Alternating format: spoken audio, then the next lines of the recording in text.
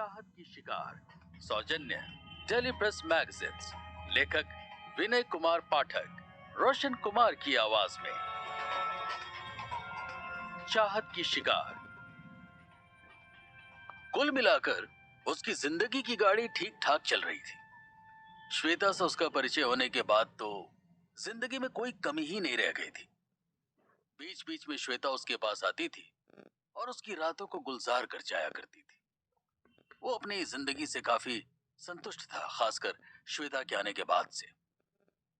श्वेता समय समय पर उससे थोड़े बहुत पैसे लेती रहती थी, पर उसे इसका जरा भी अफसोस नहीं था, क्योंकि बदले में उसे श्वेता से काफी कुछ मिलता भी था। परेशानी तब हुई जब श्वेता की मांग दिन ब दिन बढ़ने लगी। एक दिन तो उसने उससे बड़ी मांग कर दी। आनंद, मुझे 50,000 रुपए की सख्त जरूरत है। ये उसने आनंद के बालों में प्यार से हाथ फेरते हुए कहा। क्या? 50,000 रुपए? तुम पागल तो नहीं हो गई हो श्वेता? आनंद ने चौंक कर उठते हुए कहा था। क्या तुम मेरे लिए इतना भी नहीं कर सकते? पहली बार तुम मुझे मना कर रहे हो। क्या इतना ही प्यार है तुम्हारे दिल में मेरे लिए, या फिर मुझसे मन भर गया है? श्वेता ने प्यार से कहा, देखो, जो रकम मेरे बस में है वो मैं तुम्हें दे सकता हूँ, पर 50,000 रुपए? इतने रुपए तो मेरी साल भर की तनख्वाह के बराबर है। आनंद ने उसे समझाने की कोशिश की। 7 साल की तनख्वाह के बराबर तो नहीं है ना। एकाएक श्वेता का रुख बदल गया। अगर मैं पुलिस में शिकायत कर दूं तो 7 साल के लिए हवालात में चले जाओगे। सीसीटीवी कैमरे में सबूत है कि तुम मुझे अपने साथ लाते रहे हो। यहाँ की हर गली नुक्कड़ में सीसीटीवी कैमरे लगे हुए हैं। मेरे कपड़ों पर तुम्हारी करतूत के सबूत भी हैं। वैसे भी आजकल मीटू के चलते बड़े बड़ों की हालत खराब है, फिर तुम्हारी क्या बिसात है?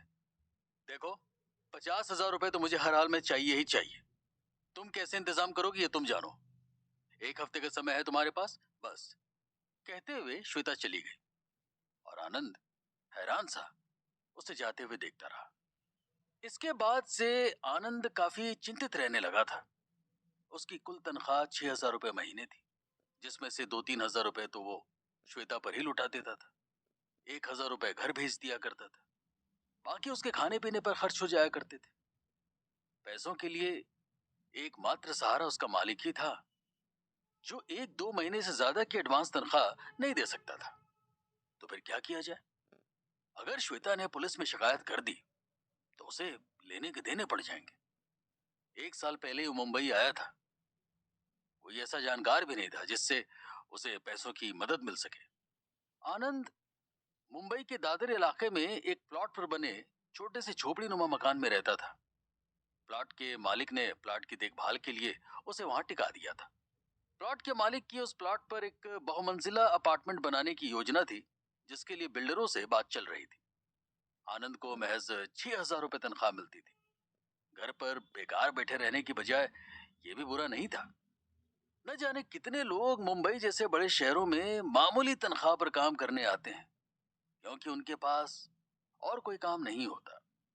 कईयों को तो काफी खराब हालात में रहना पड़ता है, पर वो संतुष्ट था। रहने को झोपड़ी थी ही, वही कुछ कच्चा पक्का बनाकर खा लेता था। बिजली पानी की सुविधा 24 घंटे थी, जिसका बिल मालिक अदा करता था। काफी सोच विचार के बाद आनंद के दिमाग में एक ही उपाय आया, श्वेता को रास्ते से हटाने का, उसकी हत्या कर देना। पर लाश को कहां और कैसे ठिकाने लगाएगा, ये बहुत बड़ी समस्या थी। काफी सोच विचार के बाद आनंद ने लाश को प्लॉट के कोने में फेंक कर खुद पुलिस को सूचित करने की योजना सोची। वो खुद शिकायत करेगा तो पुलिस को शक भी नहीं होगा। अगली बार जब श्वेता आई तो आनंद ने उसका दिल खोलकर स्वागत किया। जैसे तैसे मैंने रुपयों का इंतजाम किया है, आगे से इतनी बड़ी रकम मत मांगना। मैं गरीब आदमी कहां से इतनी बड़ी रकम लाऊंगा। आनंद ने श्वेता को बाहों में भरते हुए कहा। श्वेता को इस बात से मतलब नहीं था कि आनंद ने रुपयों का इंतजाम कहां से किया है। मन ही मन उसने सोचा, रुपए तो मैं तुमसे हमेशा मांगूंगी। आखिर मजबूरी में तुम्हें अपना जिस्म देती हूं तो उसका भुगतान तो देना ही होगा। श्वेता बोली, अगर जरूरत नहीं होती तो तुम्हें क्यों तकलीफ देती। फिर वे दोनों एक दूसरे के आगोश में समा गए।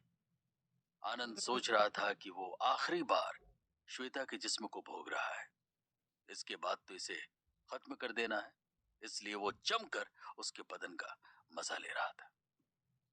श्वेता सोच रही थी कि आज 50,000 रुपए लेने के बाद फिर कब उससे रकम मांगनी है। मौका पाकर आनंद ने श्वेता का गला दबा दिया, फिर चाकू से गले को रेत दिया और लाश को एक कोने में जाकर फेंक दिया। आनंद को अपने प्लान पर पूरा भरोसा था, इसलिए वो आराम से सो गया। अगले दिन सुबह उसने पुलिस कंट्रोल रूम को फोन कर जानकारी दी कि एक औरत की लाश प्लॉट के कोने में पड़ी हुई है। आनंद को यह गुमान था कि पुलिस को आसानी से चकमा दिया जा सकता है और इसके लिए उसने खुद पुलिस में शिकायत करने की तरकीब अपनाई थी। शिकायत करने वाले पर पुलिस भला क्यों शक करेगी, उसने यही सोचा था। पुलिस ने आकर सबसे पहले श्वेता को अस्पताल पहुंचाया, जहां उसे मृत लाया गया घोषित कर दिया गया। पुलिस ने अनजान शख्स के खिलाफ हत्या का मामला दर्ज कर लिया।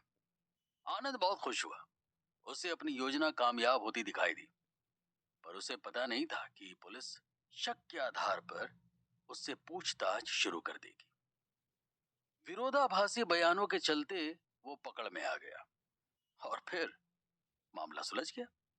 आनंद ज्यादा देर तक पुलिस के सामने टिक नहीं पाया और उसने अपना जुर्म कबूल कर लिया। वही पुलिस को उस जगह पर भी ले गया जहां उसने हत्या में इस्तेमाल किया गया चाकू छिपा कर रखा था। इस तरह श्वेता के लालच ने उसकी जिंदगी खत्म करवा दी और जिस्मानी आकर्षण ने आनंद की जिंदगी बर्बाद कर दी।